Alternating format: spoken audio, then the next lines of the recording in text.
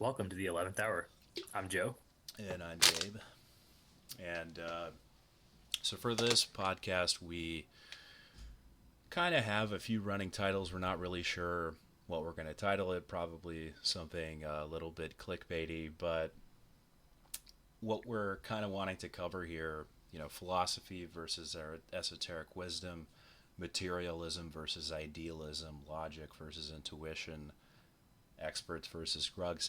This is kind of a general thread of the kind of mainstream way of thinking, the mainstream lens that people view things through, versus what we're trying to convey here.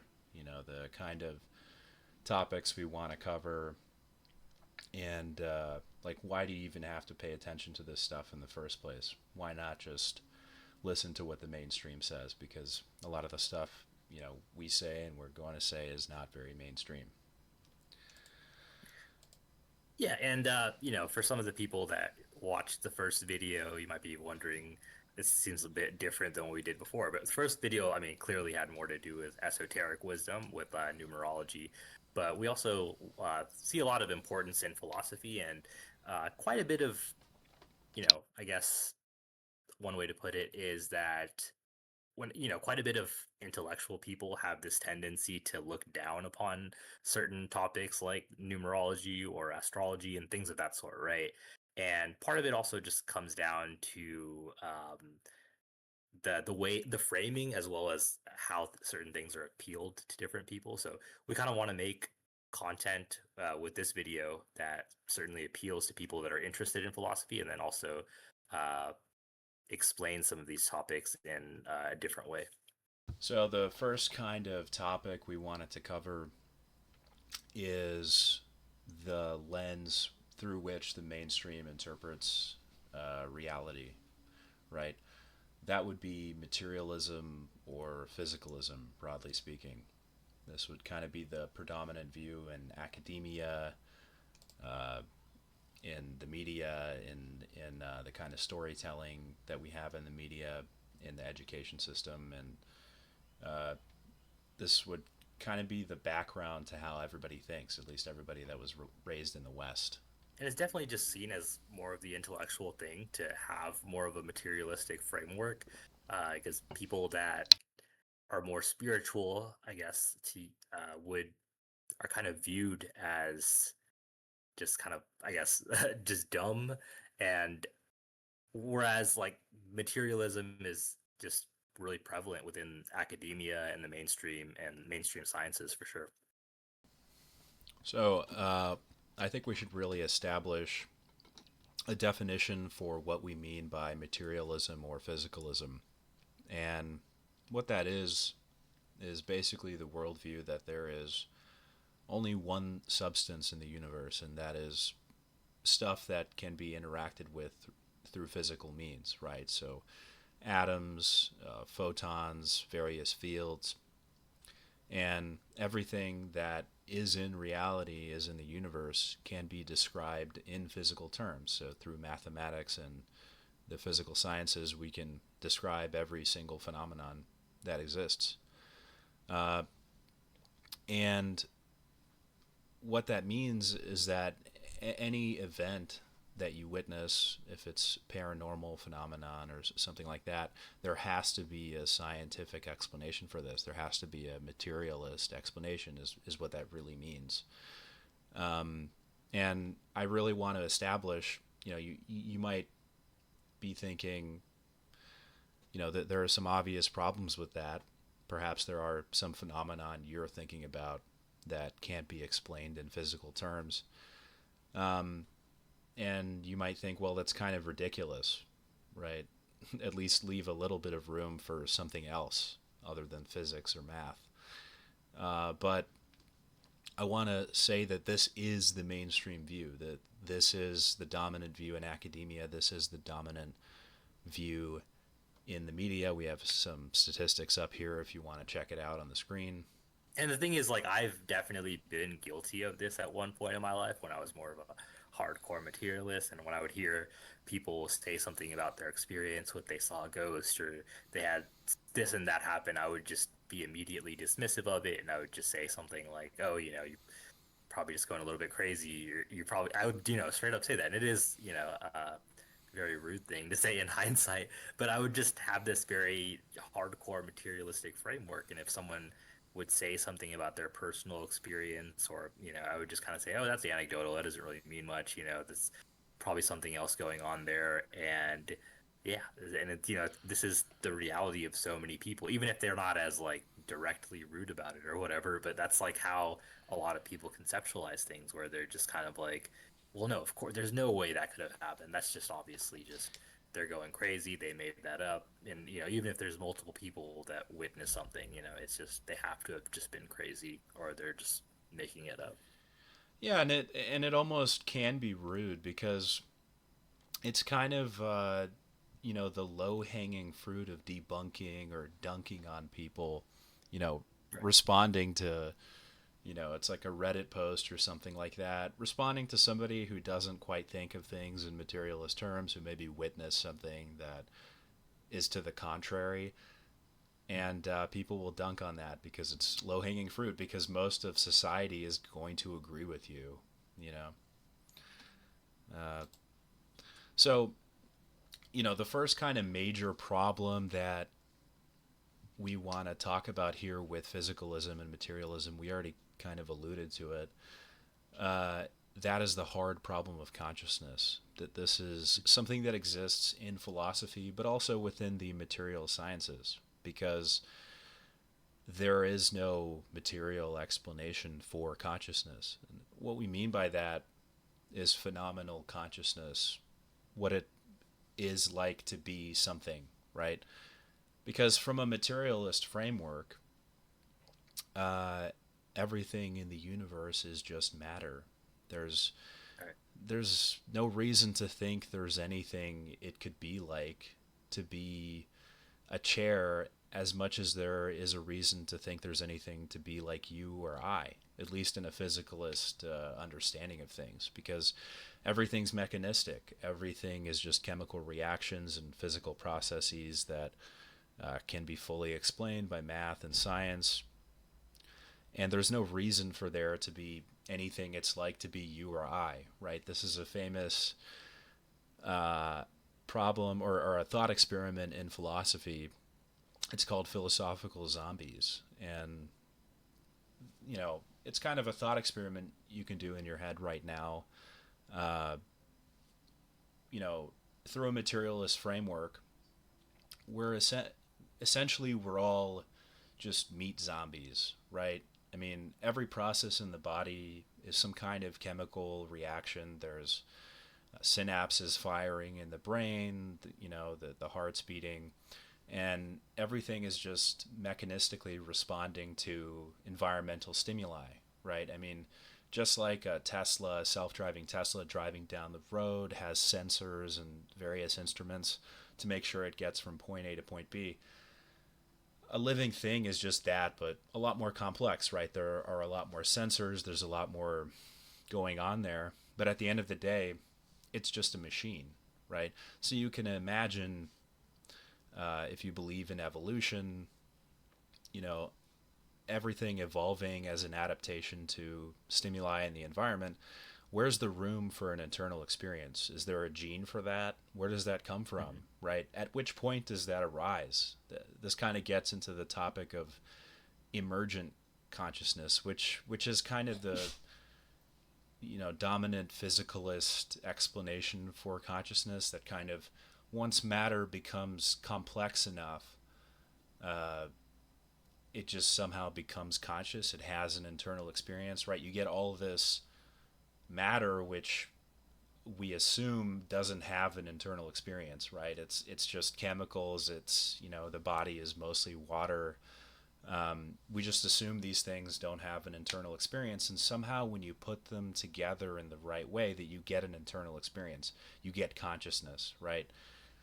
That doesn't really seem correct, and the other problem with that is that's a form of dualism, right? Which is what a lot of people are nowadays. They're actually kind of secret dualists, right? Especially a lot of mainstream Christians are probably dualists because Mhm. they understand that there's this material world, and let's give the devil its due. Science has accomplished a lot. The materialist For and sure. physicalist framework, it's right, all the modern comforts and technologies that we enjoy, some of which are problematic. We can thank science for that. Uh, However, what science does not do a good job of is explaining why there is an internal experience. Getting back to this problem, and most people kind of associate the internal experience, the consciousness, the mind. That's the soul, right? I mean, that's the kind of identifying characteristic of you. It's the thing that gives you life. It's the breath. Um, and well, this soul or this mind, this consciousness, what's it made out of, right? It's like, Hmm. think of an apple in your head right now. You can imagine it. It's red. Maybe you can spin it around. Well, what is that apple made of? Where is it? Is it located inside of your brain? Well, a physicalist might say, that there are neural pathways, right, that we can pick up on brain scans. We can see the brain light up in particular areas when you're imagining an apple. But that's not the apple. that's that would be like mistaking the map for the landscape itself. I mean, Right. where is the apple? It's not really. What's it made out of? Is it, how tall is it? Does it have length and width? No, those are ridiculous questions because mind or consciousness is, it's unextended. It doesn't have those properties. It doesn't have physical properties, which is why you get this issue when you're a dualist. Probably some Christians listening right now. How is the non-physical mind or soul going to interact with the physical body, right? Mhm. How do you get that? There is something called the interaction problem. So neither of these explanations really suffice. It's not really a dualism. There's not this immaterial substance and material substance, and it's certainly not physicalism, right? That's kind of the topic here. Right. Are we all just meat robots? I don't think so.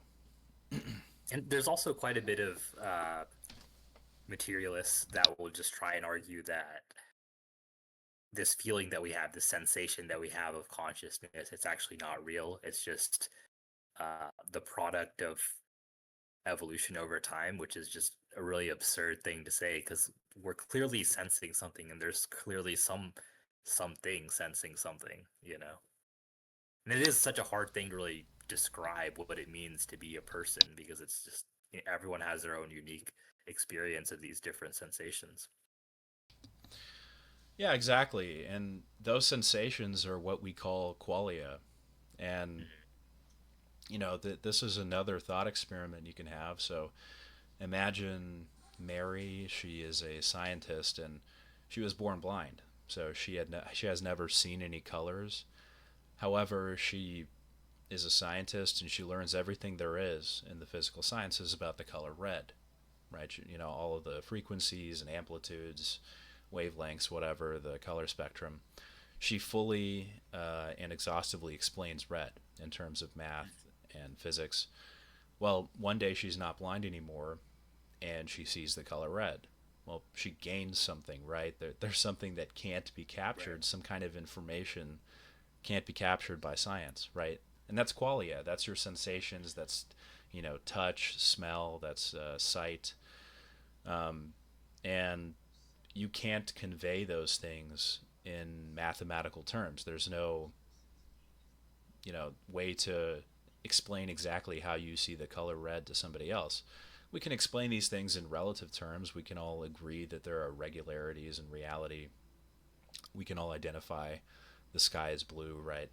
But you'll never know if the blue that you see is exactly the same blue that Right. somebody else sees.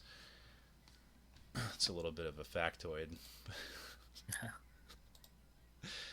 So, yeah, we wanted to cover kind of another issue with the physicalist framework because we know a lot of the people here are going to want citations and operate within this physicalist framework where these credible sources are really important.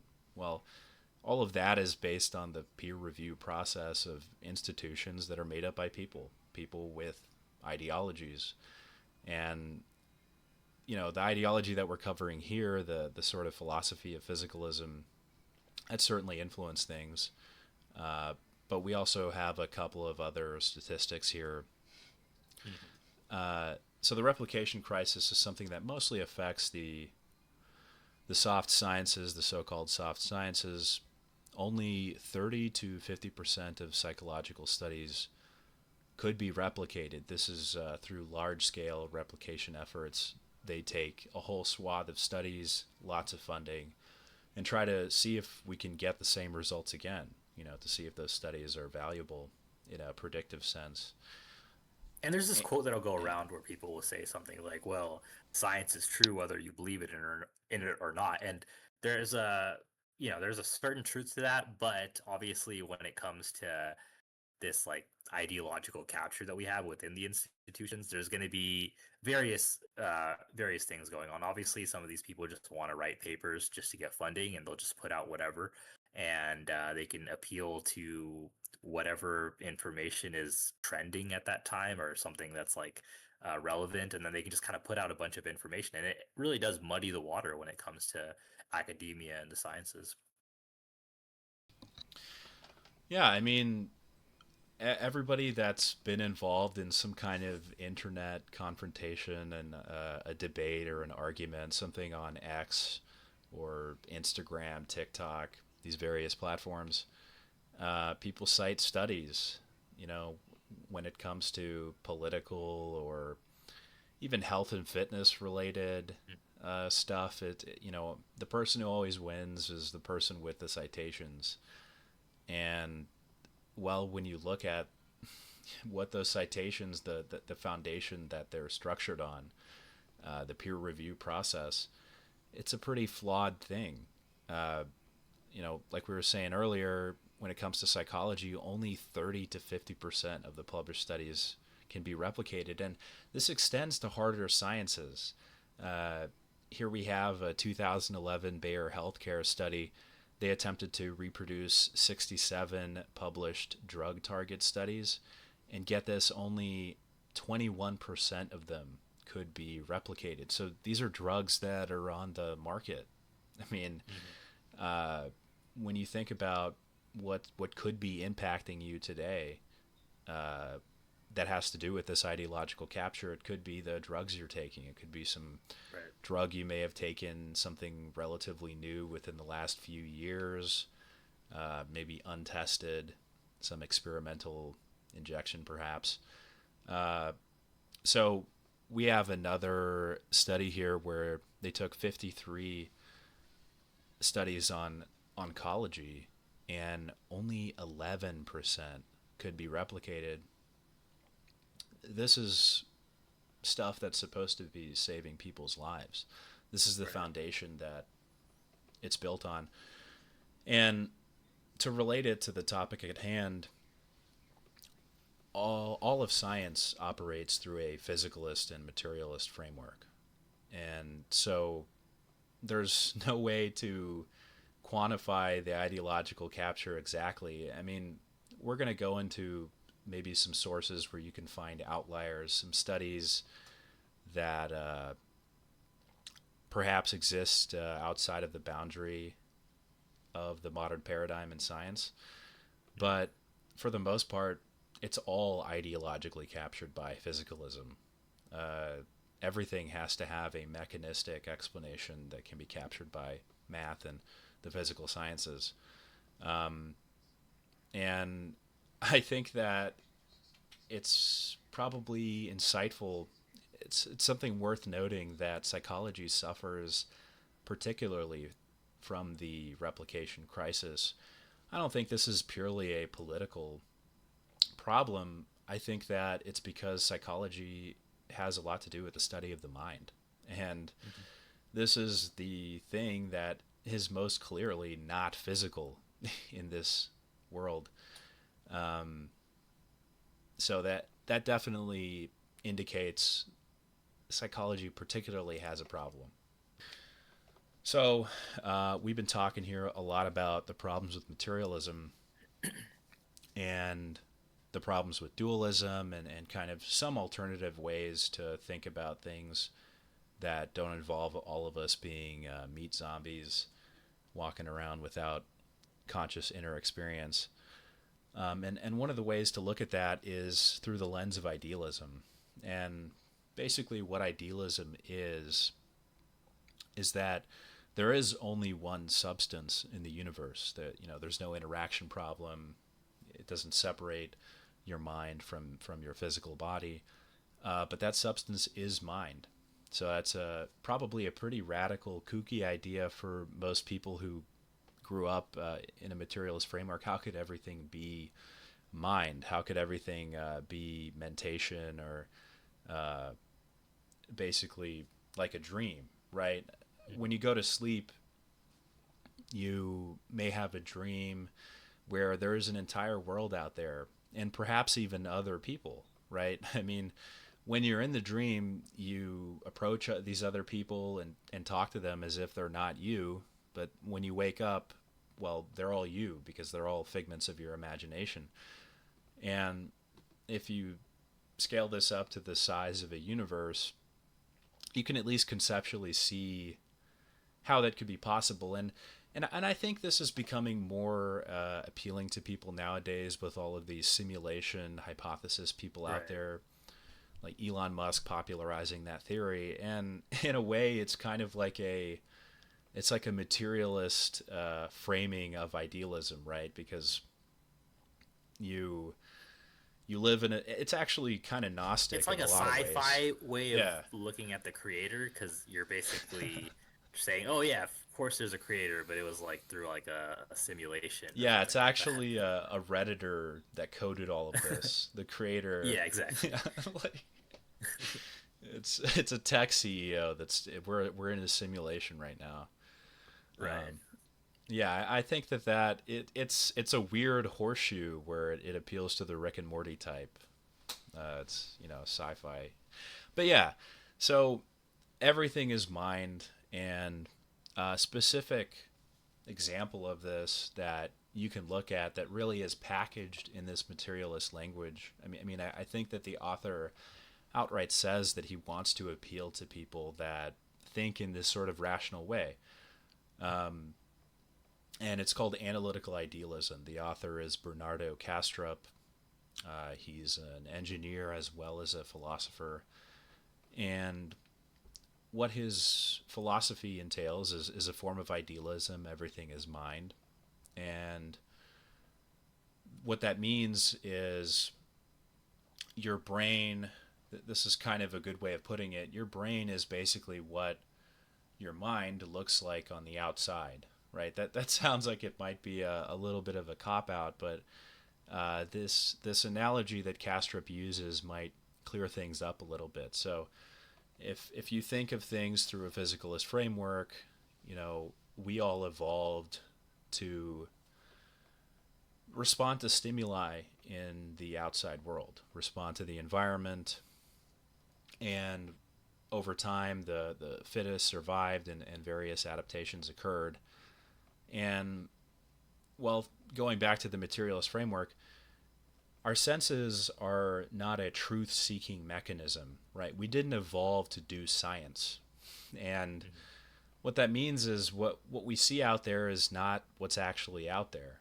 Um, we basically have a picture that was just good enough, just the right amount of data to simulate a nice enough universe that we can respond and survive the environment, respond to and survive the environment. Um, and what that means is that there is probably quite a bit more out there.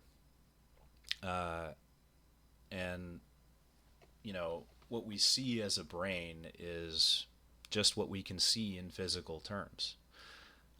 There could be a lot more Basically, to it. there's varying degrees of colors that we can't see. There's varying degrees of sounds we can't even hear and sense, and so on and so forth.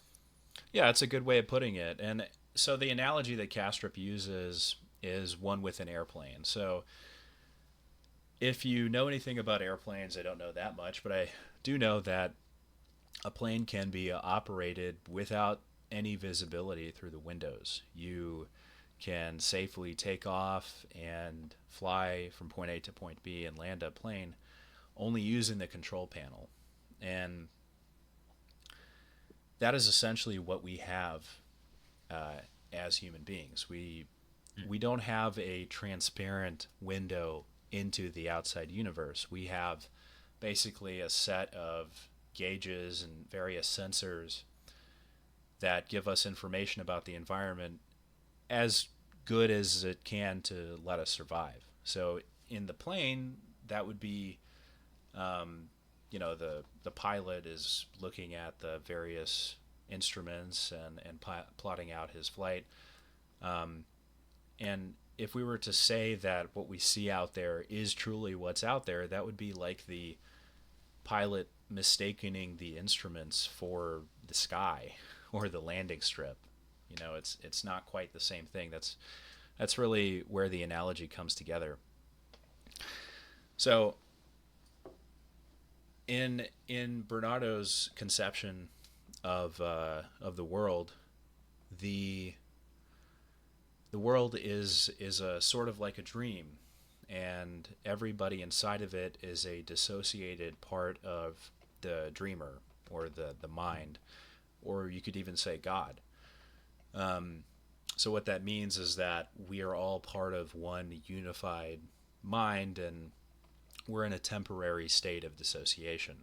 And what life is a state of dissociation, kind of like Kastrup talks about this in his book, kind of like dissociative identity disorder. They have multiple alter personalities within their head.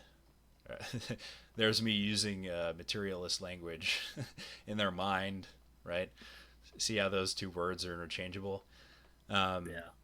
so the various alters can actually have unique experiences. They can actually uh, guard each other from information. One alter can learn something, and the other alter won't remember what that thing is. Mhm.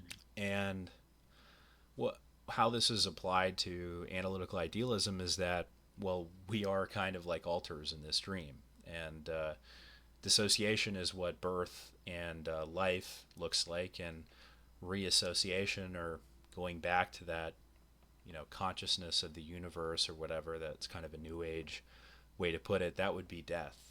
That would be when dissociation happens. So definitely Kastrup is somebody who doesn't believe in the sort of materialist, there's just nothing after you die. Right. It's just oblivion, not even a black screen, but nothing, you know, which is something you can't even imagine. Yeah, Um, because people typically yeah, do just think of it in terms of a black screen, but it would be, even unimaginable. emptier than that. Yeah. Yeah, it's just like, I don't know. So some people are comfortable with that, and Kastrup actually talks about that a bit in his book. This is something you may agree with or disagree with, Mhm. but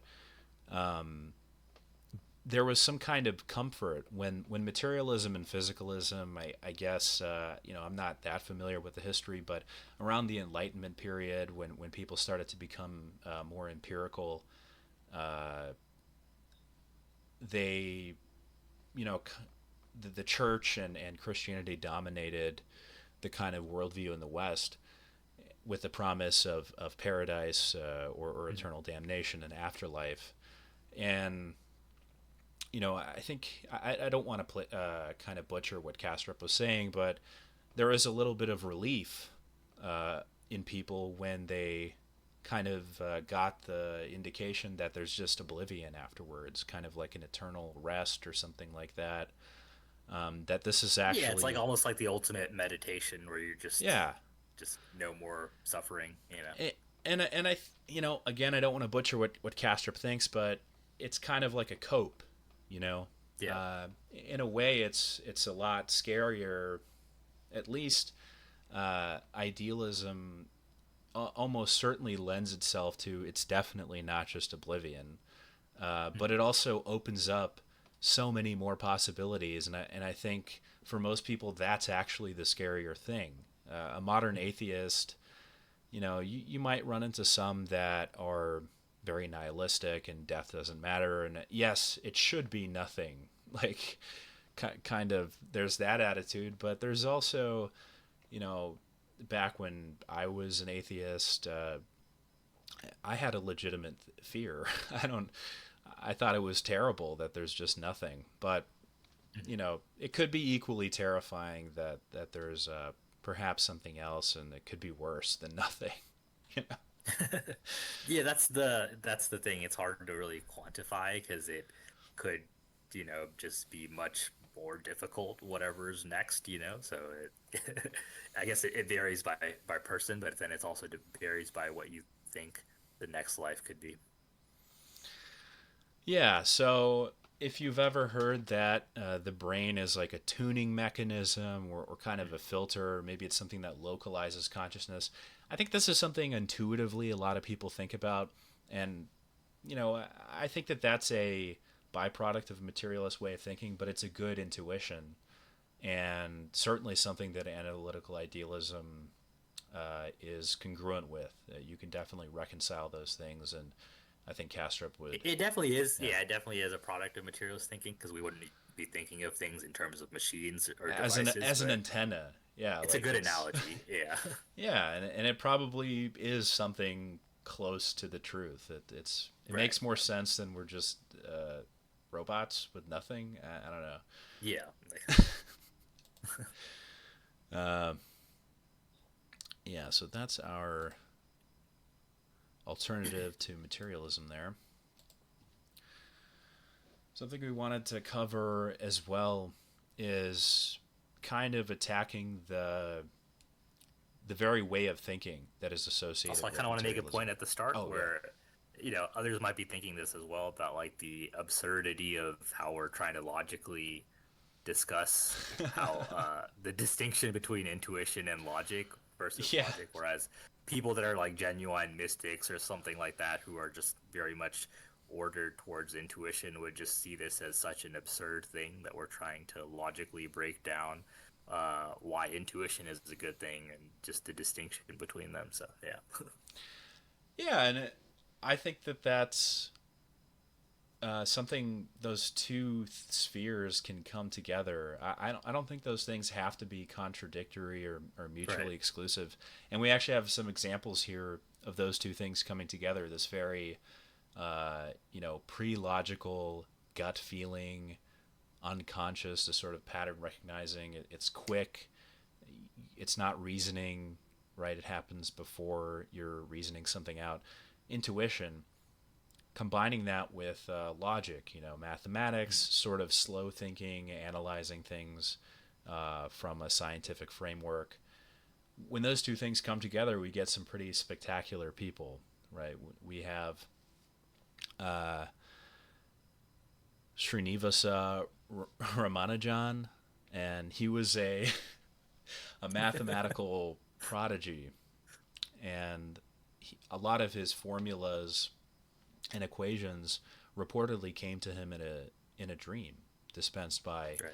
a goddess. And there are a lot of stories like this throughout the history of the sciences. And we're talking about the hard sciences, we're talking about mathematics and physics and chemistry. Uh, we have this German chemist here who dreamt of a snake eating its own tail. That's the Ouroboros. And apparently, that was his sort of insight that led to the identifying the benzene ring structure. That's a cornerstone of biochemistry. So I'm not a scientist.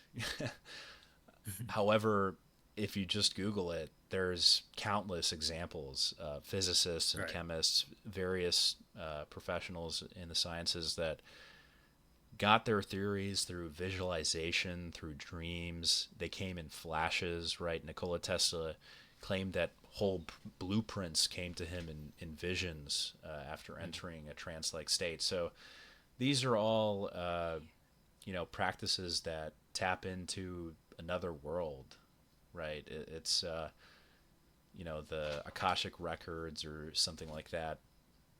I'm not sure Uh, if it was Tesla that did this. It might have yeah. been, but there was one in particular who would hold a spoon out and then try and fall asleep. And then when they fell asleep, the spoon would fall down, and then it would kind of help them kind of enter and leave a dreamlike state immediately, and then tap into visions and stuff from there.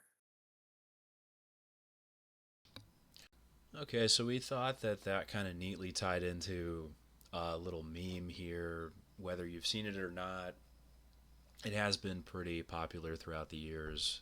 I think, especially in political circles, this sort of grug, and the grug on the left there, that would be the lower IQ part of the population. You have the Mm. bell curve there, and you have the sort of midwit in the middle there, clustering in the middle, and then you have the high IQ robed, I guess maybe esoteric or something. You have the high IQ person on the right at the top end of the bell curve. Yeah, and a good way to tie this in would be, you might have someone that's a bit, maybe lower IQ, and they'll say something uh, that's a case for materialism, but or for idealism, but they wouldn't use that type of language. They would just say something like, "Well, of course there's a God. Just look at the stars and the trees, and we're just breathing this air, and there has to be a divine creator." And then it sounds kind of simple, and that simplicity would rub a lot of the midwits the wrong way, and they would just say that's preposterous, that's a ridiculous statement. Science can answer all of those, and they would just kind of mock that because it's such a simplistic explanation for why the idealistic side is, the truth, and ultimately, even though it is a simplistic explanation, it does tap into their own, man's own innate intuition, because we have this feeling that there has to be more. And same thing with the higher IQ person, right? They might explain it in more of a elaborate way, but they're also tapping into their intuition, and they're tapping into that same side of that same perspective, at least. Yeah, the high IQ person may have reached the same conclusions delving into some kind of esoteric philosophy or literature. Right. But at the end of the day, a lot of average, normal people, or even below average, uh, they just don't have this sort of cognitive framework that's required for, putting yourself in this sort of ideological jujitsu or jumping through hoops in order to come to the conclusion that your own consciousness is just an illusion, right? This is actually Mm-hmm. a lot of prominent materialist philosophers, and really this is the logical conclusion of materialism. It's self-defeating, right? The Right. conscious observer, the person making the argument for materialism, well, that person doesn't actually exist. That's just a machine. And you kind of have to be a midwit. You have to be at least smart enough to understand the underlying concepts to be able to come to that conclusion in the first place. And so you get a lot of these people on Reddit. A lot of these people are in college or college educated. You have to kind of cluster around the middle to be just intelligent enough to grasp the physicalist framework, Mm-hmm. but not quite enough to critically think your way out of it. And obviously, the less educated are typically going to be closer to the left end of the spectrum there. They don't have a university professor whispering in their ear or whatever. Uh, they don't have that sort of, they watch the Marvel movie and try to think about the science behind it. Like, that's Right. definitely midwit territory. Um, and then on the higher IQ side, of course, these are broad generalizations, For but sure. yeah, the higher IQ type is, you know, there's this kind of mythos of typically they don't fit in with everybody, and that's probably true to a large extent. Now, I'm pretty sure IQ also correlates with, social success, but there's probably a drop off at some point. But For sure. typically, if you're higher IQ, you're gonna kind of be a little bit of an outcast, most likely. Um, and you're going to think about things more critically. So you may come to the same conclusions as the grug Mhm. at the end of the day. Jordan Peterson. So Jordan Peterson has been in the sort of social media ecosystem lately. I mean, he's been around for quite a bit now. He's sort of had his peak in 2016, but he's stayed around. He's been sort of a mainstay because he's had some mainstream success, even though in the beginning he was a sort of contrarian figure. That's why he got famous, is because of opposing some kind of legislation that was popular. It was very political. But he's gotten talk show appearances since then. He's spoken on mainstream platforms, and he's maintained an audience. And people loved him for various reasons. The rise of atheism prior to that, and right, would be a response. Yeah, so I mean, we certainly saw like a huge peak in atheism around maybe 2011, and there was kind of an aftermath of that right after, where even a lot of atheists were making fun of it, where this kind of stereotype or this caricature that we had of the neckbeard who's just kind of an annoying figure, and that caricature helped really bring down the rise of internet atheism, and then really Jordan Peterson was able to help fill that void on some level because he was able to provide certain insights in terms of defending religion and defending spirituality, and pushing back against materialism. And there was a lot of opportunity there for him to grow because um, there was this huge void filled that needed to be filled by someone, because that whole atheist sphere was just dying and going away, and there needed to be someone that could at least intellectually talk about some of these important things. And in many ways, he got big too fast. I would say, because he got like a massive audience. He's got, I'm not sure the exact number, but it's probably like 3, 4 million at this point, and through that, he probably wasn't the type of person who, I mean, I've definitely heard him mention before that he was more of an agreeable person, and that was part of his personality. So he wasn't really the best at really standing ground. So, while he had to, obviously as a professor, he had to take that stance of being more disagreeable. As he got bigger, he just fell in many ways. Obviously, there was the whole issue with him.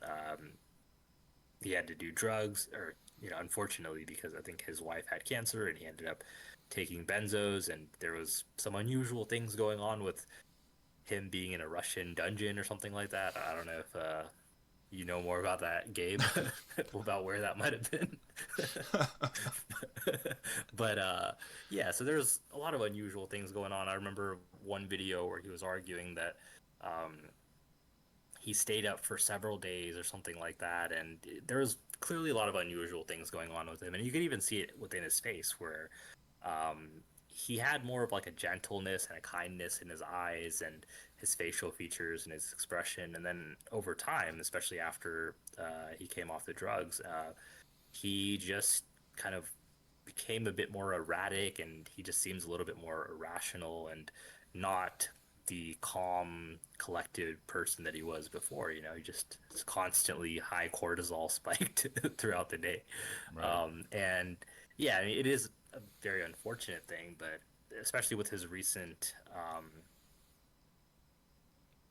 would you call it? I mean, his Jubilee. recent role in Jubilee, yeah, you definitely saw some of these contradictions coming to light because he would take this stance of being, maybe pro-Christian or maybe Christian, and he has this internal struggle of not wanting to really pick a side, and he built up his entire audience about talking about the importance of conviction and speaking the truth, and then Mm-hmm. it kind of seems like he's taking this lazy way out in many ways in a lot of his recent videos. So yeah.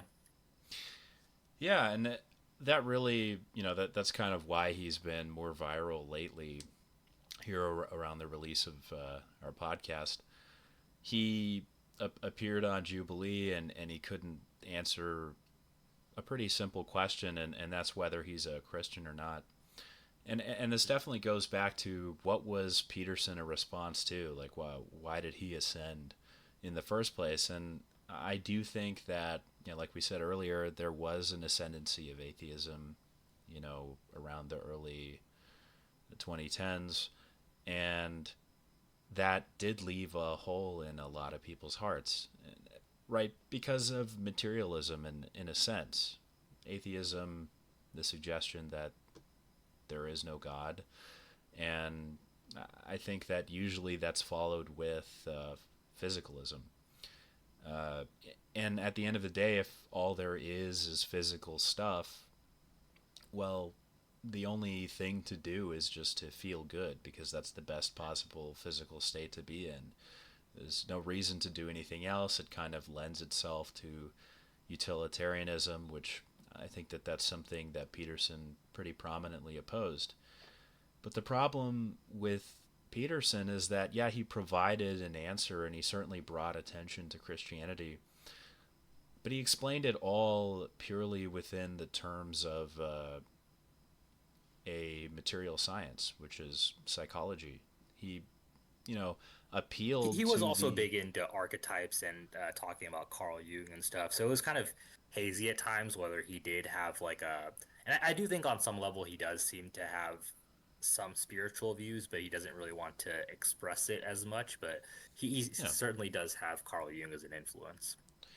Yeah, I mean, you can certainly find indications of some real spiritualism or something like that, but I think that the mainstream appeal, why he Right. rose, uh, was to fill that niche, that hole. However, he filled it with something that was purely rational. That he gave kind of a scientific approach to God, right? I mean, he implored that prayer is actually something that's a positive. Hmm. Kind of the structure of patriarchy and traditions in a pragmatic and in a psychological sense, why they would be beneficial. So at the end of the day, it was still utilizing essentially a materialist framework. So when faced with the question of whether or not he has a real metaphysics, if he really believes that there is a God, if he's really Christian, this kind of troubles him. We have the Jubilee clip here. It's pretty short. It's their blurb right at the beginning. We'll just play it real quick in case the audience hasn't seen it. Claimed that. Oh, you're a Christian. You say that. I haven't claimed that. Oh, what is this? Is this Christians versus atheists? Don't be a smartass. Either you're a Christian or you're not. Which one is it? You're really quite something, you are. Aren't I? But you're really quite nothing. Right? You're not a Christian. Okay, I'm done with him. Yeah, so I think that comment at the end, although it probably was kind of rude, there was a reason it struck a chord with Peterson. You're really Right. quite nothing. Maybe that's how he's afraid he's being seen right now in an audience like that, because he doesn't really have a strong conviction, a strong enough conviction to proclaim that he's Christian. Um, we have that meme on screen right now. Who said I was Christian? Meanwhile, bro's outfit, and he's got this suit on covered in iconography. He definitely has portrayed himself as a Christian figure over the years.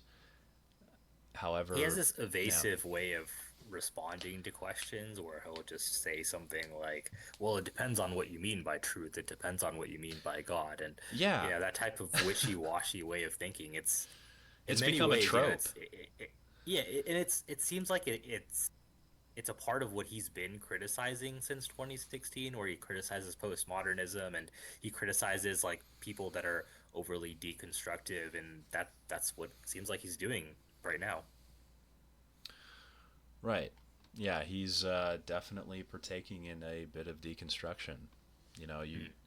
you take these holistic things in religion, which can be experienced directly, uh, and breaking them down into their constituent elements. Kind of materializing them, psychologizing them. And that doesn't really lend itself to escaping the paradigm that he exists within. And there's probably intention to that. He probably doesn't want to kind of step far enough outside of this paradigm that he no longer has mainstream popularity. You know, you can't And really you know, say, you know, a general view that you'll see with certain people, like Peterson, is they'll make this case for religion, spirituality, and they'll say something like, these things are good for us because it makes us feel good. And, he's arguing it from more of like a wholesome sense, not just like a hedonistic sense, obviously. But in many ways, the reason that's a bad argument is you're kind of saying that they're only good just because, oh yeah, it's a nice feeling or a nice sensation. It is kind of an appeal to that like emotion. And uh when I would actually argue that the reason that spirituality, religion, those things that make us feel good is because we're becoming more aligned with the proper truth of reality. We're actually aligning with the way that things were supposed to be aligning with. all right, so we've already covered kind of an alternative to materialism and alternative philosophy. And I want to reiterate that that philosophy of analytical idealism, it is totally reconcilable with the material sciences themselves. You can have all of physics and chemistry and everything like that occur within an idealist framework. You can have a round earth, you can have a flat earth if you want. Um, it all works within the analytical idealist interpretation of things. Um, I think the flat earth is a little bit of a stretch, but I would say that what this opens you up to is that there's a whole nother world out there. There's a lot of new exciting things to look at, and actually old exciting things if you think about it, For sure. that materialism doesn't lend itself to. And some And of those one things, separate thing yeah. I kind of want to add to that, since you said a lot of old things as well. Mm. Like a lot of these intellectuals and during the Enlightenment, and like the 1700s, 1800s, a lot of them would have looked at some of these things that we're looking at with modern science as just ridiculous. Because in the past, they would have looked at something like meditation. That's just a waste of time. You're just sitting there doing nothing. They would have looked at some of these things like with humming or, there's all sorts of other things that actually you can look at through through like basic science and actually see that there is something going on. There's like anti-stress. You're tapping into your autonomic nervous system when you're humming. Mm. You're with meditation. There's all sorts of things with like Breath work. improving your, yeah, exactly, breath work. So there's all sorts of things that are kind of viewed through this lens of like a just a ridiculous kooky like spiritual thing.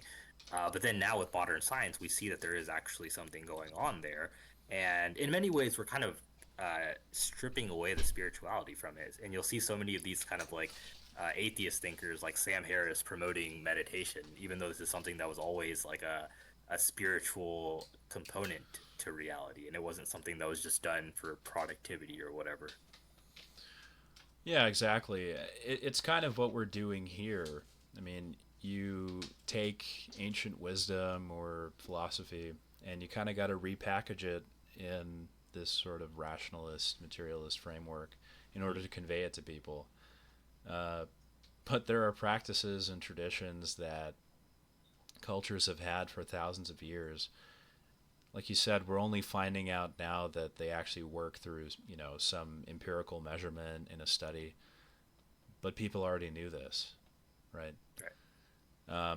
And so some of those things it might open you up to, non-physicalist ways of thinking would be like non-mechanistic medicine, energy healing, crystals, life force, that kind of stuff. You may have had something occur within your life or the life of a loved one, a personal story that's unexplainable. Your sort of materialist way of thinking might lend itself to disbelief or thinking that that person is ridiculous or it must have been an illusion, depending on how much evidence you have for this thing, if it's your firsthand experience or not. But there may not be a physicalist explanation for that thing, right? Something else that's pretty interesting we may go into on a later podcast would be morphic resonance. This is a theory by Rupert Sheldrake. I think it was introduced back in the 70s or something like that. And there's actually been research done to test its predictions. And what it basically entails is that there's a lot more to biology than genes, right? People kind of think of genes as a blueprint in a materialist framework. It's the blueprint for the body. Everything that the organism develops into depends on this genetic code. However, there's actually a lot that's not explained by genes. A lot of the morphology, the way an animal ends up looking like through development, is not precisely explained through genes. And morphic resonance is the idea that not just biology, although that's all I've talked about here, not just biology, but the universe itself is habit forming, kind of like a mind. It really lends itself to idealism because it's suggesting that the universe has a sort of a memory. We'll definitely cover this in a later video. You can look into Rupert Sheldrake. There's a lot of interesting information there. It also lends itself to sort of like psi research. This goes back to intuition, right? You can feel it when somebody is looking at the back of your head. A lot of people report this experience, or maybe you are thinking of someone and then you receive a text or a phone call from them. Right. These are real measurable things, and they don't have a mechanistic physicalist explanation, but we can still test for them. And the present state of the sciences, maybe there's going to be some kind of enlightenment or something, but as it currently stands, we're just not testing these things rigorously. It's not being taken seriously. There's an ideological capture. You can still find some research out there. We can definitely cover that in later videos. Yeah, and one thing I want to touch upon, especially with Qigong, is I guess something that's somewhat of a personal story, and it has to do with Qigong as well as life force, I guess. But a while back in college, I had went to it was just an organization, and they had a Buddhist monk that was leading it, and it was a meditation organization. And I remember one specific thing that he did once, where he was able to on command, like give people electric shocks with just his fingers. And it was such an unusual thing for me to observe, and I wasn't really sure what he's doing. But I mean, he was able to somehow like channel his internal life force and move it around, and actually give people electric, like static shocks, like with will. And there clearly is something going on there with your internal life force and moving the energy around. And certainly a weird thing to observe personally. And another thing to touch upon would also be, I guess, crystals. This is one of those things that a lot of people aren't really aware of, but pretty much most of the technology that we use, from our cell phone, our radio towers, the laptop, pretty much whatever you're watching this on probably has a quartz crystal in it, because it has a piezoelectric property, which allows it to really draw out the electricity. And so it has this, you know, uh, ability within it that most people are kind of not really aware of, because it's just become so ubiquitous to us, and it's just kind of a part of our everyday life. But um, and one thing to touch upon that is that um, when it came to Plato talking about Atlantis, this was thousands of years ago that he wrote this. He had described Atlantis as a city that used crystal within their technology, and this is prior to us really using crystals within our modern technology. So it is kind of wild that this type of stuff was discussed in the past. And yeah, there's all sorts of skepticism about Atlantis and Plato writing about it, but there is a common theme with a lot of those stories, though. So Yeah, I definitely think it'll be a running theme throughout our podcast that this information has already been discovered a long time ago, and Right. the present sciences are just now sort of figuring it out. And that's not to demean the sciences. That's what you'd expect from a robust method of quantifying and analyzing the material world. You're going to run into these things. Um, right, astral projection could be another thing. Something people could have a personal experience with. I don't. I know that there are practices out there. There are step by step guides for how to astral project. Um, I've had something like that, but it could also have just been a lucid dream. But I did end up leaving my body, and I looked back at it, and I had a moment where I was looking outside at the door, and I had this weird feeling of I shouldn't be going outside because there's going to be something else out there. And then I decided to walk back and just I was I was looking facing forward towards the bed, and I jumped on the bed. And then when I woke up, I was facing in the opposite direction, waking up. So it was such a wild experience. It was almost like I teleported or something because I mm, jumped directly towards the bed, and then I woke up facing this, looking at the ceiling. So it was, yeah, I mean, but I also kind of chalked that up to possibly just being a lucid dream or something. But it did feel very real, So that's what made it, seem like possibly like a paranormal thing. And yeah, and yeah, I guess another thing to go ahead if you had anything. I think the most grounded thing that people can look into with astral projection would be near death experiences. Right. A lot of that stuff is pretty rigorously recorded. There's a number of cases you can look at where people have out of body experiences when they have a near death experience. They float above the operating table, perhaps they go into the next room, or if it's a car accident, they might be looking down onto the accident. I think that this is a pretty well reported phenomenon, well enough that it's worth inquiry, just like many of these other things. You might hear your friend's story about astral projection, and you might think about them a little bit differently afterwards because you have this materialist framework, especially if they're convinced that it wasn't just an illusion or something like that. You might think of them differently, but I implore you to just research these things yourself. This is just the paradigm that you exist in. A lot of people have a very emotional reaction. That there is sort of this low hanging fruit thing where people pick on the non materialist, especially the grugs, I would say. Yeah, so another one that we could go over is egregores, and this is really just a very fascinating thing to me because once you become aware of it, it's just really hard not to notice it in your day-to-day life. And basically, the easiest or simplest way to explain what an egregore is everything, every community, every organization, even people. Uh, they have some sort of non-physical entity that is almost attached to it.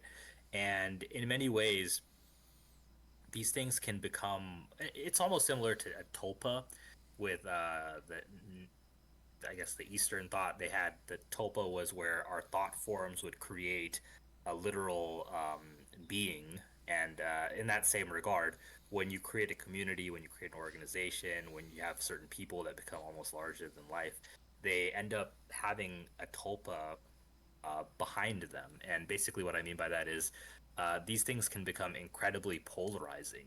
And in many ways, when especially with social media, when people feed hate towards this person, community, group, organization, whatever, that actually helps the organization grow even more. But it also, obviously, the love and respect that they get from their organization and their community also helps them grow. So it's a very unusual thing to observe because when you think about polarizing figures that grow from hate as well as their cult-like following, you have a bunch of people that immediately come to mind, and some people that you probably strongly hate, some people that you probably really love, and you feel like people unfairly dislike them or whatever. And it's such a interesting thing to observe because people end up becoming guilty of ignoring those people's flaws, and they end up hyping them up more, or they'll completely ignore any of the good that they have, and they'll completely dismiss everything of them, and they'll even like attach on to any hate that's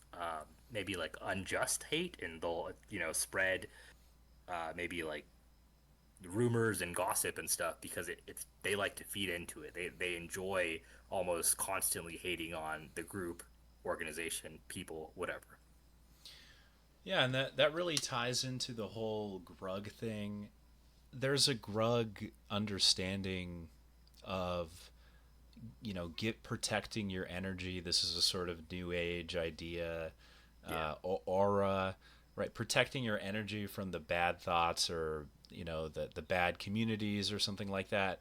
Everybody intuitively figures this out, or at least most people. If you expose yourself to certain things, certain music or media, some communities, if you notice you find yourself feeling a certain way when you spend a lot of time in certain places around certain people, there's different energies, there's different auras. A person might have a certain aura.